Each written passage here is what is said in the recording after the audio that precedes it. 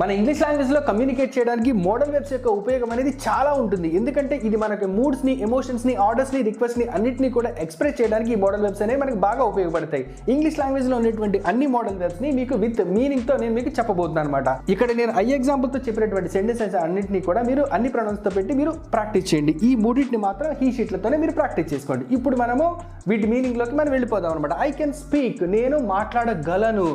I could speak, నేను మాట్లాడగలిగాను గతంలో అనమాట. ఐ విల్ స్పీక్, నేను మాట్లాడతాను భవిష్యత్తులో. ఐ వుడ్ స్పీక్, నేను భవిష్యత్తులో మాట్లాడతాను. లేదంటే గతంలో హ్యాబిచువల్గా మాట్లాడడం కూడా వస్తుంది, అది అడ్వాన్స్డ్ అండి. ఐ షుడ్ స్పీక్, నేను ఖచ్చితంగా మాట్లాడాలి. ఐ మస్ట్ స్పీక్, నేను 100% ఖచ్చితంగా మాట్లాడాలి. ఐ మే స్పీక్, నేను మాట్లాడతానేమో అన్న మీనింగ్ వస్తుంది. ఐ మైట్ స్పీక్, నేను మాట్లాడేనేమో 20% మాత్రమే పాసిబిలిటీ ఉంది. ఐ నీడ్ టు స్పీక్, నాకు ఇష్టం లేకపోయినా నాకు మాట్లాడాల్సిన అవసరం ఉంది ప్రమోషన్స్ కోసం అనమాట. ఐ హ్యావ్ టు స్పీక్, నేను మాట్లాడాలి. ఐ వాంట్ టు స్పీక్, నేను మాట్లాడాలనుకుంటున్నాను ఇష్టంగా. ఐ హ్యాడ్ టు స్పీక్, నేను మాట్లాడాల్సి వచ్చింది. ఐ యూజ్ టు స్పీక్, ఒకప్పుడు నేను మాట్లాడేవాడిని. హీ నీడ్స్ టు స్పీక్, అతనికి మాట్లాడాల్సిన అవసరం వచ్చింది. హీ వాంట్స్ టు స్పీక్, అతను మాట్లాడాలనుకుంటున్నాడు. హీ హ్యాస్ టు స్పీక్, అతను మాట్లాడాల్సి ఉంది.